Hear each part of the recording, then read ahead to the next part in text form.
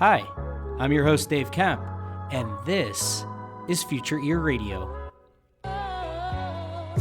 Each episode, we're breaking down one new thing, one cool new finding that's happening in the world of hearables, the world of voice technology. How are these worlds starting to intersect? How are these worlds starting to collide? What cool things are going to come from this intersection of technology? Without further ado, let's get on with the show. All right, so we are joined here today by Laurel Christensen. Laurel, tell us a little bit about who you are and what you do.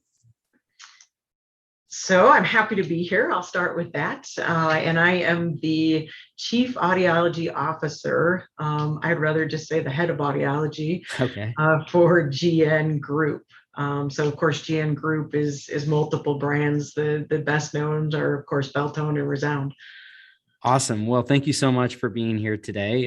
This is going to be a great conversation. I kind of wanted to bring you on as somebody that's been in the industry for a little while. I've been having a lot of these conversations lately of just kind of like, with all of the change that's taking place. I mean, I just saw today, they're now saying for the upteenth time that we're going to get the OTC legislation, implementation on maybe now November 7th. So it's kind of like this period of time right now in this industry that is, there's just a lot of volatility in sort of the ways in which this could all sort of change and evolve in the next few years. And so I think it's really, really helpful, informative, and educational to hear from those that have been in this space for a little while to kind of get your perspective on all of this. And so I wanted to just kind of start with your story. I think you're a pretty well-respected and renowned person within the industry. So for those that don't really know who you are, though, can you kind of take us back to the start? How did you come to be in this whole field? What led you into this? And then we can just kind of go from there. Well, sounds good. So I have been in the industry an awfully long time. I don't see myself or think of myself as the age that I am, which is 54 today. I'll go ahead and reveal that. So 30 plus years in the industry, it doesn't feel like that at all, but boy, have I seen a lot of changes. And I always swore when I was the 24-year-old that I would never become one of those old people who talks about the history. But I am one of those old people now that talks about the history. So my start is probably like so many other audiologists. I didn't just jump right into audiology. I started in engineering and actually did 3 years of undergrad in engineering at University of Wyoming. And then kind of going into my senior year at Wyoming, I decided I don't want to be an engineer. And I can remember my parents not being terribly happy about that. And I went to, because I'm about done, but career counseling and things like that led me kind of to health professionals. And I'm like, I think I'm going to go into speech pathology and audiology. And, and then you kind of went into all of it. And I even stayed for summer school because I had to catch up. And, I knew about audiology because my father is an ear, nose, and throat doctor. So, I knew about audiology, and in the summers I would actually, do some work in his office. It was not fun work. It was, taking the old files that, were aged and moving them into a downstairs room. Nothing was digital at that time. So I didn't get to do anything fun, but part of the fun I had at points was the audiologist would let me come in sometimes when babies were being tested and such when I was in high school. So I knew about audiology, took some speech classes, took my first audiology class, and I went, okay, this is exactly what I want to do. So that, that kind of led into audiology. I finished at Wyoming undergrad, went to Indiana University for my master's and PhD. Never really thought much about getting a PhD. I actually was, asked if it was something I'd be interested in by my mentor, which was Larry Humes at IU. And, he came one day and said, I think you should get your PhD. And I said, why? And, I wasn't that interested in doing it. Didn't really understand why that would be a good idea. And had a lot of conversations with him and ultimately made that decision. Did my CFY year in Indianapolis for an ear, nose, and throat doctor. So I got, kind of that clinical ENT experience. And then I would drive back and forth between Bloomington, Indiana and Indianapolis to do work on my, PhD as well. So, Did my PhD with Larry, a lot about speech understanding and aging. That was a big part of it. But hearing aids as well were part of it. So, and then I graduated, and my first job was LSU Medical Center. So I was down there in the Department of Communication Disorders. It's now, I think, LSU Health Science Center or something. They've changed the name. But I was there for 8 years, was a tenured professor, but we were in a model where you were a clinical and you were a professor. So you always worked in the clinic. And so, did a lot of, seeing patients and mentoring students. And then I did research, and I would have to, probably credit Don Shum, who was at Oticon for a lot of years, and we kind of have been competitors over the years. But it was Don who called one day and asked if I wanted to be part of a big clinical trial that was being done by Miracle Ear. And it was when the FDA kind of came down on advertising hearing aids, that advertising that hearing aids could help you hear in noise. And the FDA said, nope, you can't advertise that anymore. So Miracle Ear set out to prove that it was true that hearing aids would help you hear in noise. And of course it was, but we went through a very rigid regulatory trial at 3 different sites. And Don Shum had asked me to be that site. And I think that's really where I entered the hearing aid business. I was at LSU at the time, but that was kind of the inspiration. I was like, I really like hearing aid research. I really want to be a part of this. And so at one, I spent a lot of time with Mead Killion at that time, because Mead would come down to LSU and Mead would give lectures and things. I went to Etymotic, finally, left LSU, decided I really wanted to come into the industry, did development there, mainly of things like the D-mic and the DigiK. I also did newborn hearing screening, a little known fact there, and actually went to Japan a lot and did newborn hearing screening while I was at Etymotic. But then after about 5 years at Etymotic, I was recruited by Resound. So I've been at Resound for 19 years in various areas. Came in as the head of research in the United States, and then quickly also became the head of audiology, kind of globally, and now we have another head of research, that's Andrew Dipperner. And I'm audiology and commercial training and education and external relations, KOL development, supporting the subsidiaries in the market, but also a big hand, and my favorite part is the actual development of the hearing aids, no doubt about it. And you started by saying, there are things coming. We've been waiting for these OTC regs, but we've been talking for years about a change in this industry, and really hasn't been upon us. And there is no doubt that the change is upon us. This will be a change in our industry. And I think, I'll give it away right now. I think it for the better. Yeah. All right, cool. Well, we're going to definitely go through all of like that, this whole idea of what's coming and ways to think about it. But I definitely want to touch on a few things throughout your story there. What a cool story, first of all. So going all the way back to your dad with, okay, so he's an ENT doctor. What was the state of audiology like back then? I mean, as a ENT, did he ever, how were you exposed to the audiology side of, within his ENT practice, if you will? Yeah, well, for anyone who's listening to this that's been in audiology for a long time, my dad's first audiologist was a guy named Mike Marion, and he was a staple. He actually had the audiology meeting in Jackson Hole, Wyoming, which was so popular for many years. That was my dad's first audiologist, and Mike didn't work for my dad. Mike was progressive, and he kind of had his own. I'll work with you.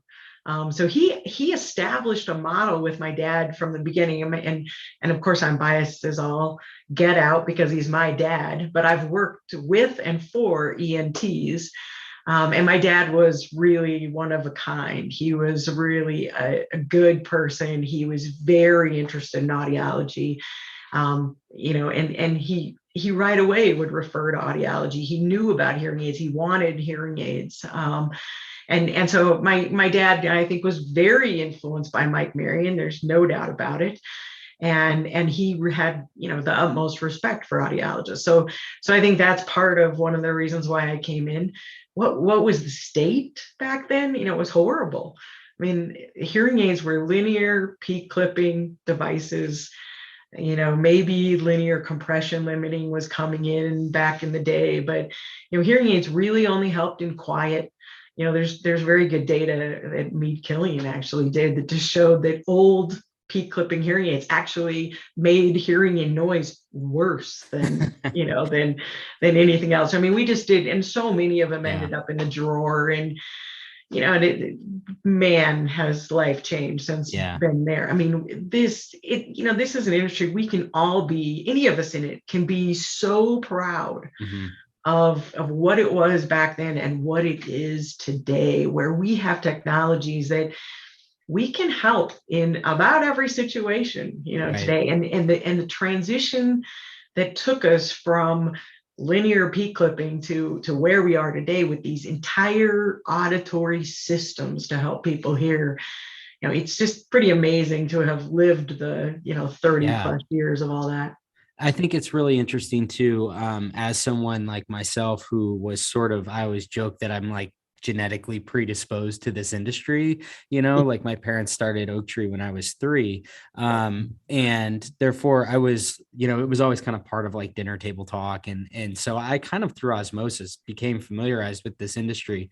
Was it similar with you where your dad would take home work with him, and you were exposed at a young age of his world and this whole idea of, I mean, do you think that's where kind of the root of your passion came from, was early on? Not so much like you. Interesting. Yeah, I mean, I can definitely see where it would be in yours. My dad, he was the quintessential surgeon. He grew up in Casper, Wyoming. He was the chief of surgery at the hospital, and he left in the morning before we even got out of bed, and he didn't really talk that much about his work. Okay. We were a family that did. We owned a cabin, we skied, we backpacked, we hiked. He took care of, he wanted every mountain thing known to man. And that was kind of the family event. I didn't get exposed to the audiology side of his practice till I was in high school. Gotcha. Okay. And I have to say that the audiologists that worked there then, Mike was long gone out in California by then, but the audiologists who work with him were these cool, just totally cool women who were like glad to see me every day. And I think that's what sparked the interest. Yeah. And just that, seeing the kids, because there were a lot of kids getting hearing tested because of tubes and all that in an ENT practice. And so, that was probably it for me. It was not ingrained. My dad, honestly, wanted us to be engineers. And I have a few brothers who are engineers. My dad never pushed us into being physicians. He thought medicine was changing and that wasn't probably the greatest thing to go into, which is kind of, none of us went into medicine. However, my oldest daughter wants to be a surgeon. So maybe it's going to skip a generation here. I don't know. But my dad pushed us all to engineering. And I'm like, okay, well, and I was biomedical engineering, and my dad was very disappointed in me when I didn't finish the engineering degree. And he actually said, you can be an audiologist, just finish that engineering degree. Well, I mean, I should have taken my dad's advice. The engineering degree would be helpful for what I do in product development today, but I'm young and stupid and I didn't finish my engineering degree. I just went on and got my audiology degree. So it wasn't like you.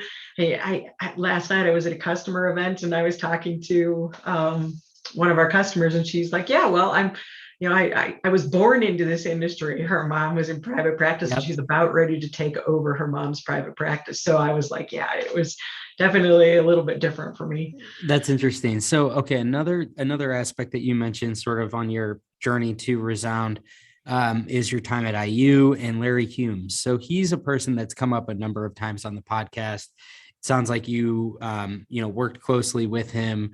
What's this thing? Like, I know he's a independent researcher and he did the OTC double blind study, but like, in your opinion, what's the thing that comes to mind for you about like the real, like the impact that Larry Humes made on this industry, and what we should, as a young person in this industry, like how I should be thinking about him? Yeah, well, I could talk for the rest of the podcast about Larry Humes. You Reader's probably Digest know, version. yeah, I mean, no person has had as big an impact on my life as he did. There's no doubt about it. He is a true mentor in every sense of the word. If you were a student of Larry's, you could expect to be mentored. And it wasn't, let's make it as hard for you as you possibly can so you'll drop out of your PhD program. And there are many PhD programs like that. I've had students come to me very upset that their mentors aren't mentoring, they're trying to get them to break. That is not a Larry Humes. Larry, if Larry recruited you in there and he wanted you in there, he was going to make sure that you were successful. And he spent so much time talking through our research, and of course he was NIH funded for I don't know how many years, 20 at least. I mean, he had continuous funding, and so we were working in his lab and we were learning so much. My days there were very much speech understanding and aging.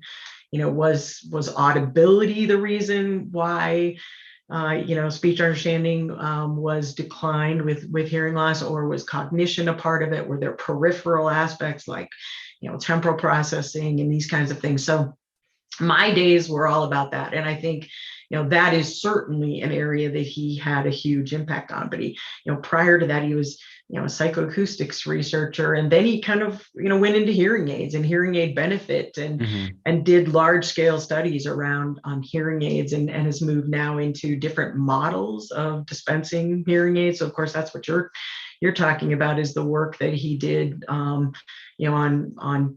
models of dispensing. It's not so much OTC, but can people, Yeah. ultimately fit themselves, and how does that work, and things like that. So, he now, does a fair amount of consulting as well. He's an emeritus faculty, but has one, I can't remember the name, but it's like it's this the distinguished professor at Indiana University. I mean, you just don't get that. He's published hundreds and hundreds of things, but I also think, one of the things I would say about Larry is he's a quiet guy. Yeah. He never went out to get the spotlight. One of the things I think I respect most about him is he's kind of the smartest person in the room everywhere, but he Yeah. never was the kind of researcher that got up at a convention and attacked someone Yeah. up on the podium. If he wanted to chat with you about your research, he would have done that in a very different way. And I actually remember as a young researcher getting attacked on the podium, and it being very traumatic for me at the time. Right. And Larry was actually in the audience, and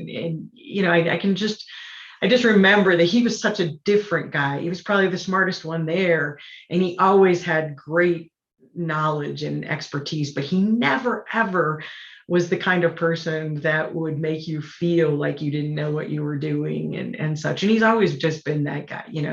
Like I said, I could go on forever. I Yeah. mean, he really is one of those people that, and he may not come as like, he didn't have the personality of a Mead Killion or a Chuck Berlin, these very outgoing personalities. So he may not be the one that's remembered, but man, the impact that he made on his students, and there's more than just me, and then on the industry, I think is really huge.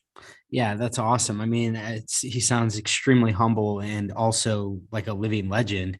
And speaking of living legends in this space, you just mentioned his name, Mead Killion, Yeah. with Etymotic. So what was the time like there? I mean, I promise we're going to get into resound Other the state things, of the but that's a, technology, but I yeah. think these are such important figures that are, the old adage of we stand on the shoulders of giants. These are the giants. And Yeah. I think that Mead Killion's another really good example of somebody that has completely paved the way in some regards to kind of like the current state of things. So I'm curious, as like, so you had that time with Larry, in undergrad and as a researcher while you were getting your AUD or your PhD, and then you went and worked with Mead. Like, what was that like?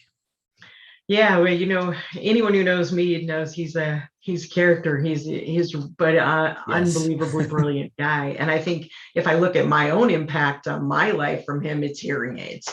I learned every in and out of a hearing aid from Mead. I even taught hearing aids with Mead for a few years at Northwestern University, and he would actually make the students build their own hearing aid. And I'd never even done that when I came to Etymotic. So, I mean, you learned about chip development and hybrid development and wiring and soldering and Yeah, that's microphones and cool. receivers, and you lived it with him. And I think that's really, the hearing aids. But you look back at Mead Killion and you want to talk hearing aids, probably the first huge development in our industry that changed from crappy linear P clipping was the K-amp.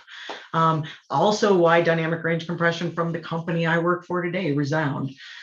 Those two, Mead, the K-amp, and the first wide dynamic range compression hearing aid that had really come from Eddie Vilcher's work at AT&T Bell Labs. Mm. Those came on the market at the same time. One was wide dynamic range compression in the high frequencies, that was the K-amp, and the other was, full band, full frequency wide dynamic range compression. And Mead and the work around that with Ed Vilcher, I mean, then you had hearing aids that modeled what the outer hair cells do. You basically give amplification for softer sounds, you leave louder sounds untouched, you don't distort everything. Hmm. This is how the ear works, and it completely changed the industry. I mean, when you talk about those game-changing things that have brought us from hearing aids that didn't work very well to what we are today, you've got to look at wide dynamic range compression as probably the biggest one that hit first, and that was Mead. But Mead also developed the D mic, directional microphones are, of course, very important, but directional microphones have had their own history. I mean, they were there a long time ago, and then they went out of favor. And then in the late 90s, they came back into favor. Hmm. And so, he was developing, the D mic, but at the same time, other companies were developing these 2 mic directional systems. And Mead was doing all kinds of things. He consumer electronics. His headphones are just incredible, and so he's kind of known in consumer electronics. He's known in hearing aids, but he's made many huge steps forward Yeah. in our industry. I mean, in many ways, like Larry, but Larry different in the research side, Mead more on the technology Yeah. side and bringing products to market and such. So both different mentors in different ways, but they have a huge impact on who you are and how you think as you go through your career. So when was that the KAMP, when was that released into the market? Like when you said this game-changing moment, when would you say that was Yeah, roughly? what was it? Late 80s. Okay, so you Yeah, would say probably that 80, roughly. 89, 90, and I hope I'm not wrong. No, Um, I think you're probably in the ballpark. yeah. So you would say right around that time period was when we had like one of the first big breakthroughs with hearing aid technology. Okay, so then into the 90s, in early 2000s, like what were some other defining moments in your opinion from a technology standpoint? Well, so wide dynamic range compression, of course, and then you had probably into the 90s, you had a lot of directional microphone stuff. And now I'm going off the top of my head here, but digital, of course. So you're talking about digital hearing aids in the mid to late 90s, and of course digital. They weren't, digital hearing aids came out when I was still working for Mead Killion. He was doing like the DigiK at that Hmm. time. And, analog, digital wasn't necessarily better than analog when they came out on the market. As a matter of fact, I'm not even sure they were as good as analog when they came out on the market, but it was the power of what they could do Yeah, the potential. that ultimately could change the industry. And you look at probably the first time that came together, you had digital feedback cancellation. So that was Danavox. And of course, that's still, the company I work for, that was part of all the companies that came together over time. You had digital feedback control, but then Danavox worked with Resound it was an American company in Redwood City, California. And that was a Rodney Perkins. He started many companies in the industry, but they had a small hearing aid called the Avance. It was this tiny little behind the ear, and it had a thin tube. And it was, people loved the cosmetics of this thing, but man, it whistled all the time. It had no feedback control in it. You could not get much more than 15, 20 dB of gain out of it. But the marriage of the Avance with the feedback control that Dynavox has, because these companies ultimately, combined, it gave you the first open BTE thin tube hearing aid out on the market. That was a Resound Air. That I would tell you is a massive game changer. At that time, 80% of the US was custom products. Right. And then this little open cosmetic hearing aid came out. And I don't even think this is when I joined Resound. That was largely developed. I can't take any credit for Resound Air. That was pretty much done when I got there. But the clinical trials were happening. And I have been this firm believer that I can predict the success of our products just out of our clinical trials. Yeah. And this clinical trial, every single patient wanted to buy the hearing aid. Yeah. And I'm like, whoa, we've got something here. But it wasn't, people didn't want it.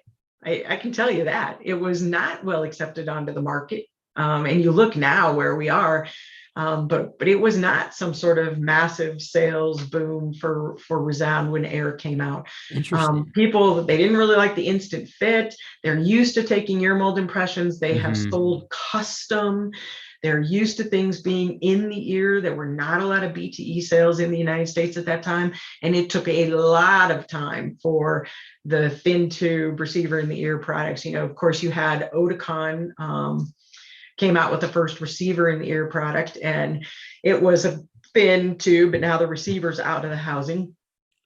So very much like the Resound Air, but a receiver in the ear. And that again continued like this, growth of the thin tube receiver in the ear BTE. And then you can see where we are today. So, I mean, it was definitely a game changer. And, why are these things game changers? Because they solved real problems that the people we serve had. And I mean, I think that's something we have to continually think about in development.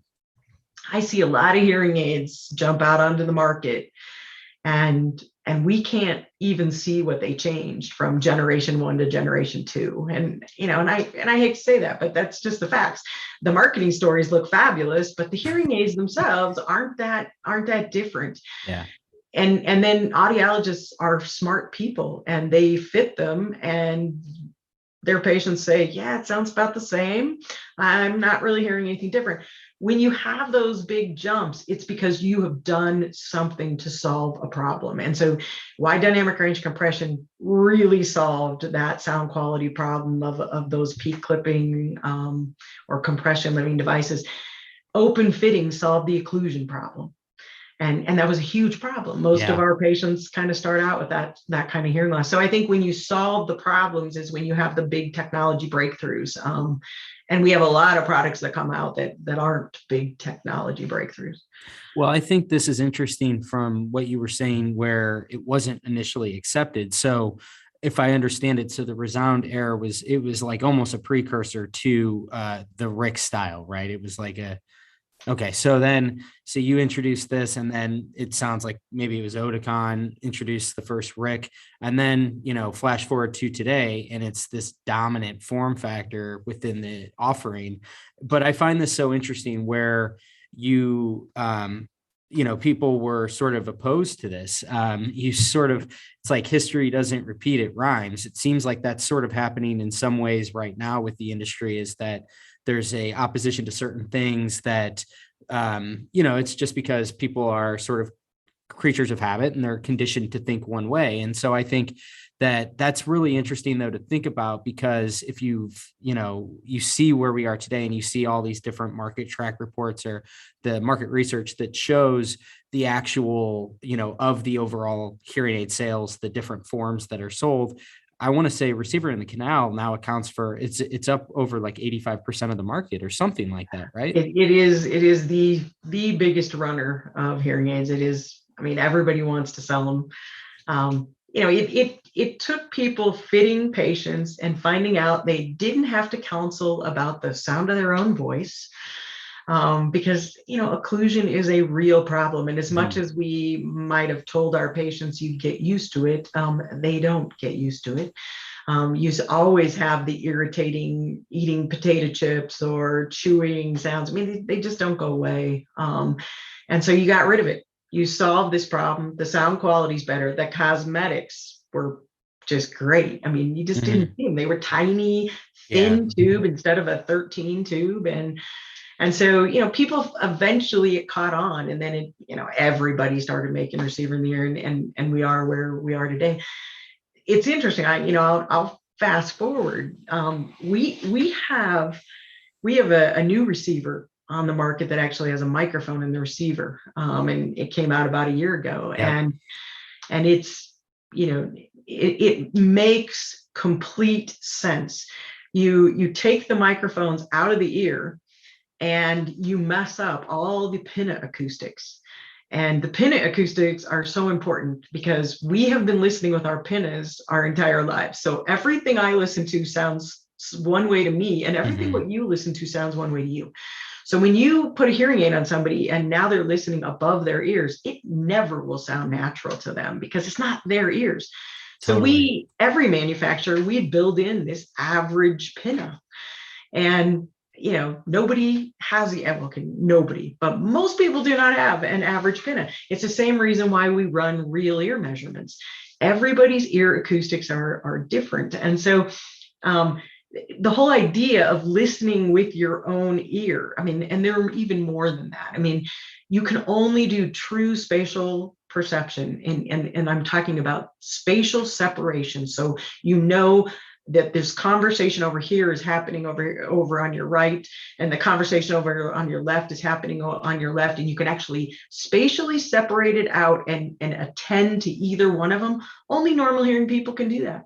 People with hearing aids, they can't spatially separate, and the pinna allows you to do that. So there are just umpteen reasons why putting the microphone back in the ear is a good idea.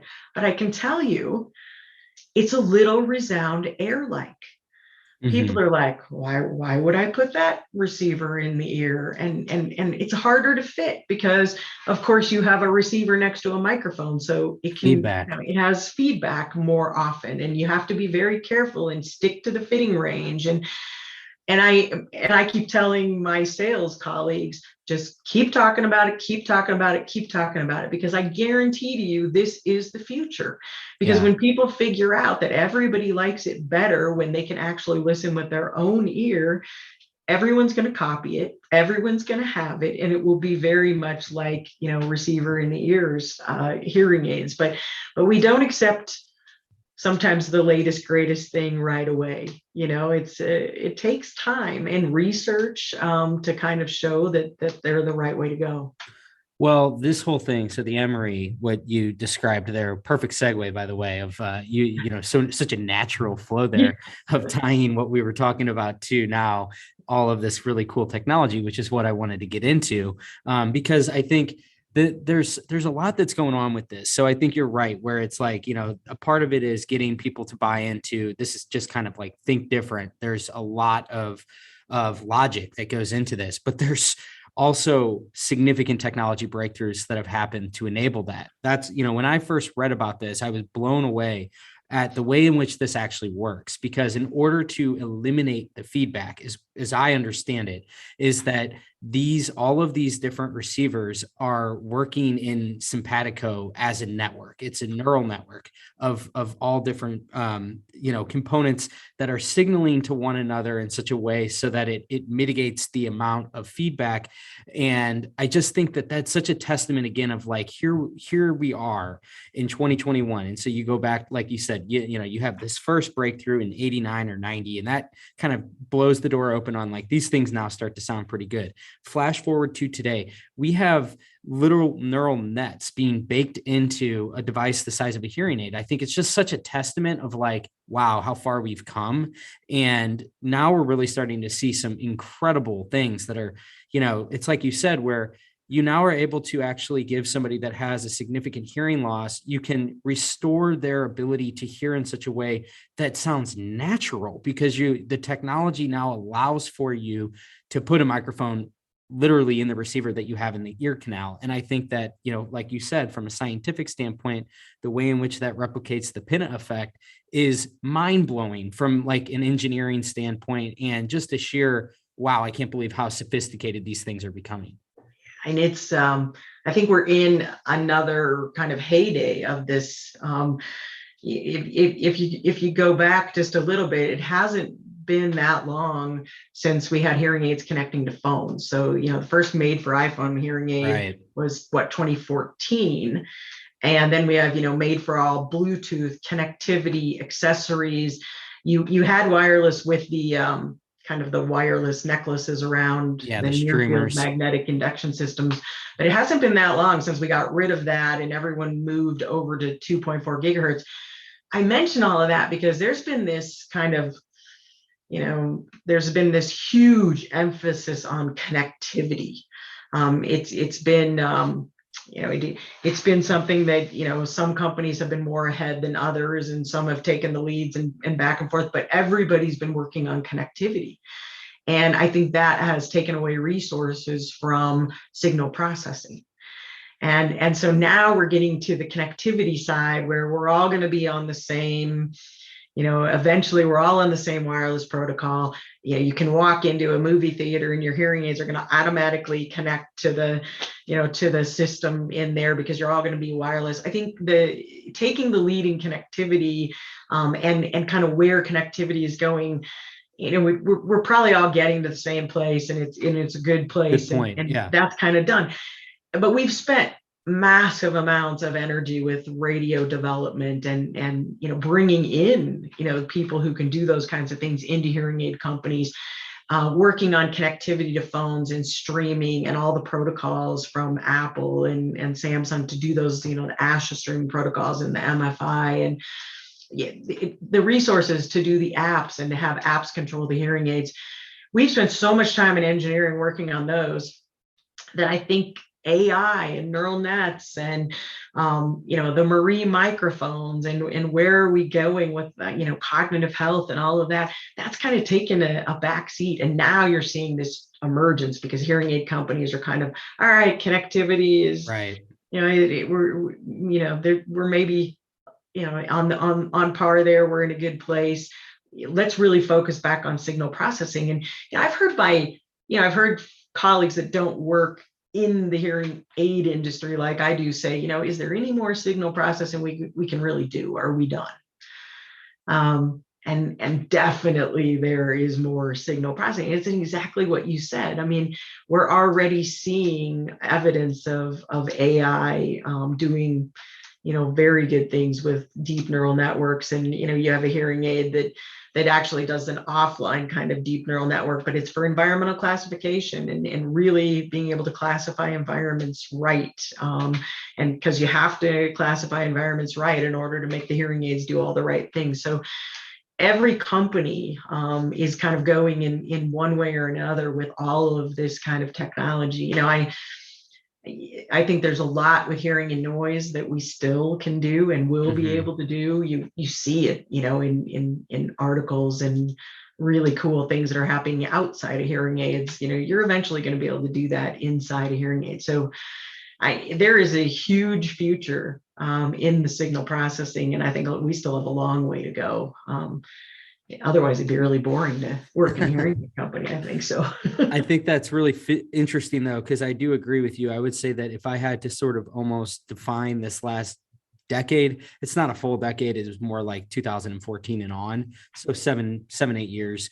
I would say it's all about connectivity. I would say that's been the big theme. And you're right, where it's sort of now become table stakes. I think that, everybody's sort of on par. Some companies might have an edge in certain areas, but I think like by and large, these are now primarily pretty much connected devices. And that does lend itself to lots and lots of really exciting things I've talked about ad nauseum on this podcast before. So it's not anything new to the listeners, but I do agree with you where it's like, okay, so what's this next 10 years going to look like? And I think you're right, where it's going to go back to, all right, so now how do you basically take these devices and you just continue to optimize them in a way that is so seamless for the user, that the user is so oblivious to what's going on sort of in the device and behind the scenes, but to their betterment. They're just like, wow, these things are incredible. I just think that you get to the point to where you put these things on, they feel so natural that it's almost as if you basically just restored that sense in such a seamless way that there's so much room to run there. And so I'm going to be really curious to see what happens over these next few years, as it does seem like more of the R&D will sort of circle back around toward, very audiology specific things, less of it being more like bringing hearing aids into the holistic connected ecosystem, which it's sort of already happened and it's underway, and it will continue. But I agree that it's very, very interesting to think about like what audiology looks like when you really start to layer on all the buzzwords, but really truthfully, when you have like the systems on a chip that, these types of things have. I mean, I think some of and I feel like you would appreciate this too, is if you really are looking sort of underneath the hood of the device and you're seeing what's happening at the chip level, with all these systems on a chip, it's fascinating to see what can, especially when we're talking about an industry that revolves around incredibly small devices. It's highly, highly important to understand, like, from a miniaturization level, what is going on right now and what doors are being opened as more of the processing and just overall the way in which the chips are architected are they're going to accommodate for like all kinds of things that I don't think many people are realizing, because it's kind of such a dramatic step change again when you incorporate AI into the mix. Yeah, absolutely.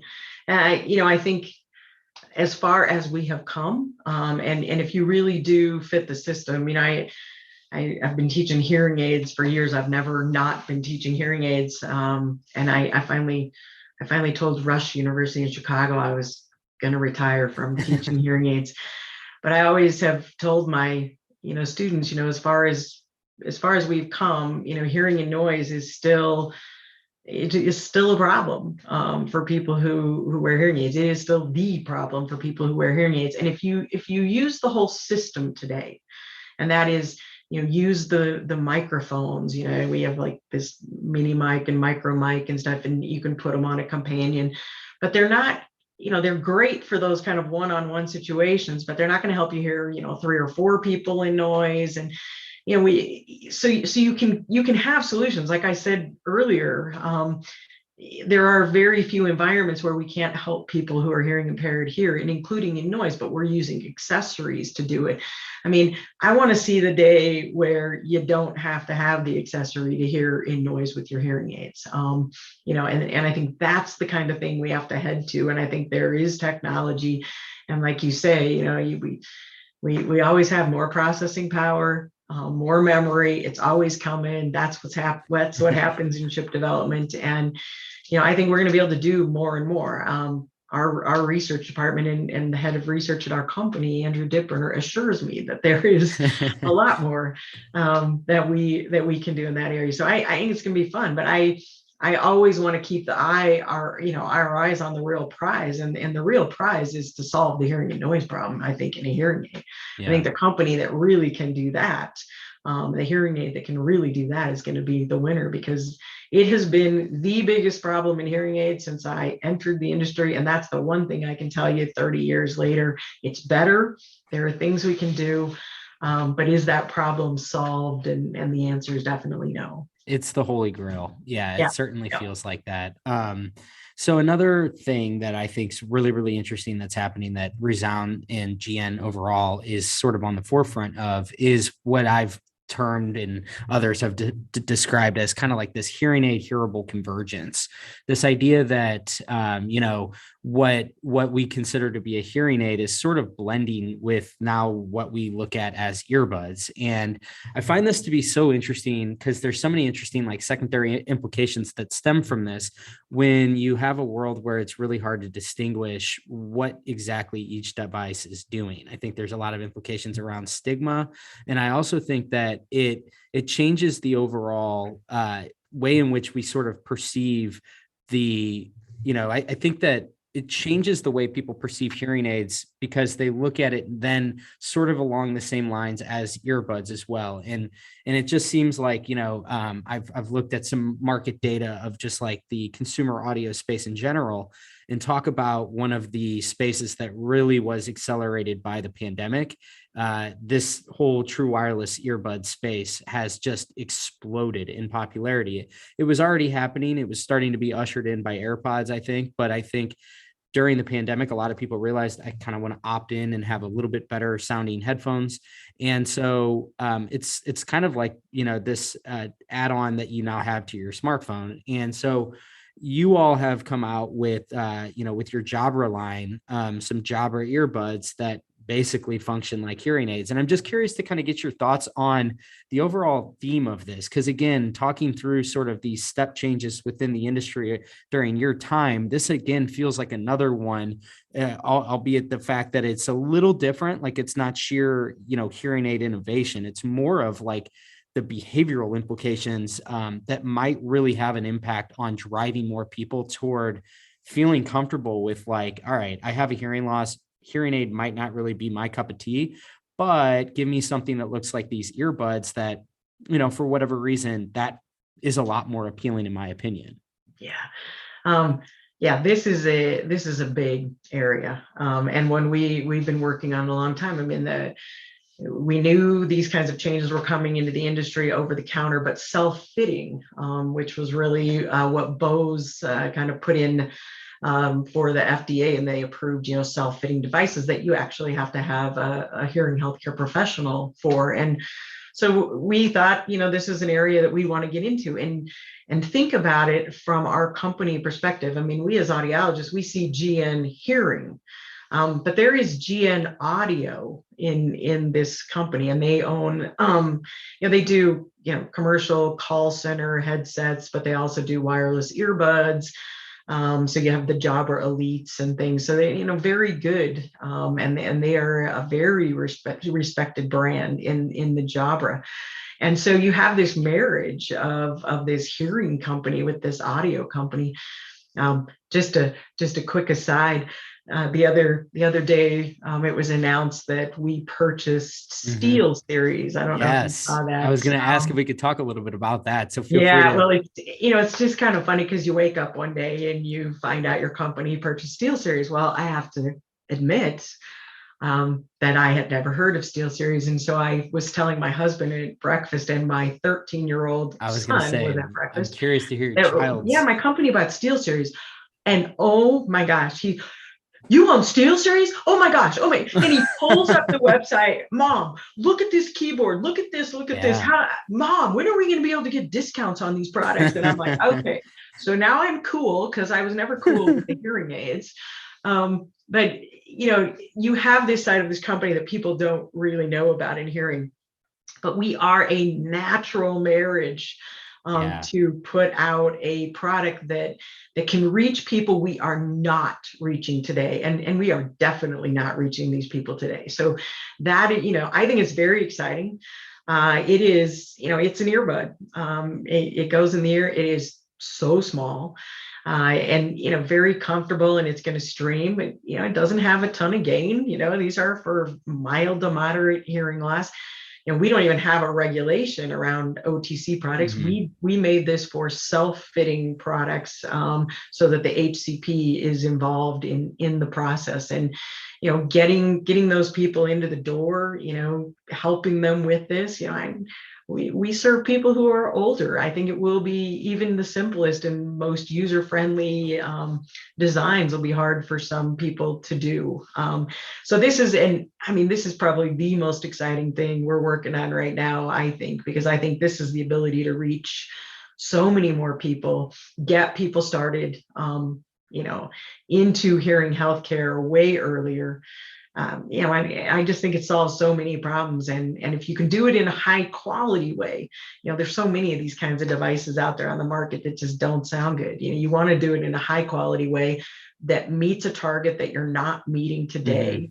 And partnering with the hearing healthcare professional. I think that's the model that we are really after at this moment. And we're very excited about it. And it's been extremely well received and by hearing healthcare professionals. When can I get it? When can I start? When can I get training? So I think that we've had a lot of years to think about it, and people are ready to integrate things like this into their practices. I want to come back to that point there. I think we'll close with that, but I do want to say, just sticking on the whole Steel Series piece, for me, I used to be a gamer back in like the day when I was in high school and stuff. But what I find to be so interesting about that acquisition is it's not as if like, I know that it's kind of abstract, but what I think is really neat that I think GN's doing a good job with is bringing under an umbrella a number of sort of different fields of audio. And I think the cross-pollination that's going to occur, I think you're already seeing it between the two worlds of like consumer audio and hearing health. But like gaming is a giant sandbox where some of the most pioneering stuff's happening. I mean, some of the stuff that's going on with spatial audio and just in general, I think they're pushing the envelope because it tends to be so immersive in the games that you're playing and stuff like that, that I think what you'll see some things that come from that world that like they'll just kind of find their way into the hearing health world or vice versa. And so I find that to be super interesting when, we really are sort of seeing right now in real time the audio is such a totality. It's not like hearing health is just one segment of it. And I think that as it becomes more of an umbrella of multiple disciplines within this field, I just think there's going to be some really brilliant things that emerge from the cross-pollination that occurs between these disparate fields. Yeah, I think there's no doubt about it. I mentioned my gamer son, but I've put on his headphones and I actually use that as an example when I talk about Marie. I mean, that is what we're trying to achieve with our Marie receiver is spatial hearing. And I think that the audiologist doesn't understand that hearing aids, the way they're designed today, take away spatial hearing. Right. And if you want it back, you've got to put a microphone in the ear. And I always say it's like the gamer headset, and SteelSeries is the company kind of doing that kind of spatial perception. Audio really does span so many things. And the Danes, really excel in audio. I mean, their universities have programs that are incredible. So you can hire so many professionals in this area. So, it really is, it's fun. I think it's kind of this, everyone's always saying, do you ever work with audio? And, when you're in hearing, and there have been, some working together over the years. Now this company is really just kind of marrying up, and it just makes it more fun. There's more people to work with. There's more challenges. There's more perspectives. And Jobber Enhanced Plus is a big part of that. I think this is the right thing to do. I think reaching more people for hearing healthcare is the right thing to do. I'm really excited about it. If you can't tell, probably can't. No, yes. All right. So as we wrap here, I do want to close on this whole idea of, you're an audiologist, you're the chief audiologist within GN. How do you see the role of the audiologist into the next 5 years? I mean, I'm sure you have opinions on this, but, especially kind of like from your perspective of both wearing your manufacturer hat, but also the way that you just see it as these are my colleagues. What's your sort of take on what you think will kind of look like this next few years will look like as things like OTC do kind of come online? You have these Jobber Enhanced Plus type offerings that can be incorporated into the practice. I'm just curious to kind of get your take as we close. Yeah, I think the audiologist is not going anywhere. These products that we're talking about right now are for mild to moderate hearing loss, for people who we are not serving today. We will have an opportunity to serve if we embrace this. But the audiologist is still the most important piece there is to hearing healthcare. I mean, and there is Agreed. nothing like the counseling and everything that an audiologist brings to the table. The knowledge, your customer, the end user, their problems, their pain points, how to solve them, how to counsel them, and it's not going anywhere. I just don't see it. We have a group of people that we serve who are older. They're becoming more technologically savvy, but hearing healthcare is not simple. Getting things in your ears and how to tune them up and how to do all of that, and especially as you have more hearing loss over time. And of course, great things are being done in other areas of hearing healthcare, like cochlear implants and other implantables and such. So the audiologists, again, they're going nowhere. I just think we have an opportunity to serve more people than we ever have been able to serve before. Well said. I love that. I love the idea that, it's an expanding market. There's going to be more reasons for you to interact with the types of people that maybe you've never interacted with before.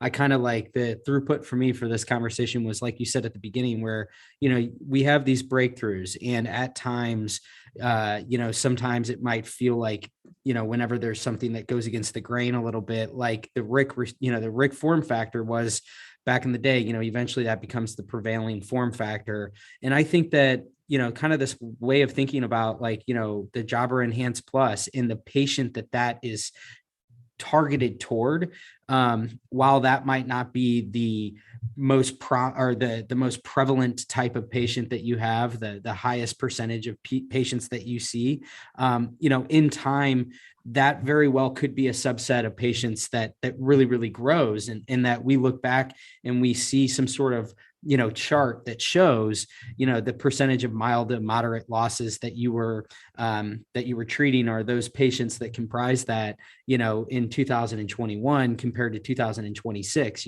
It might be kind of similar, where you see this huge uptick in adoption. So I just find this to be so interesting that, there's just so much room to run in this space when we're talking about so many people that have hearing loss and so much demand for expertise. It's exactly what you say, so much demand. I mean, what we do as audiologists, as hearing healthcare professionals, what we do changes people's lives.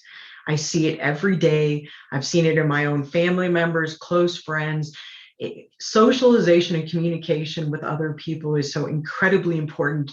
The need is great.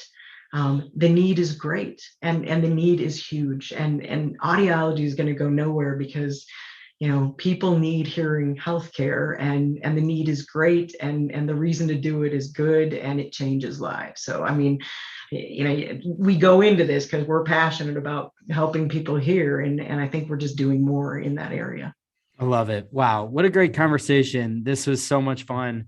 I really appreciated all of the history and your perspective on the way that you see things moving. I think there's a lot to be excited about, broadly speaking, but I think GN is sort of the embodiment of I think a lot of different trends that are happening right now. So it's going to be interesting to keep an eye on.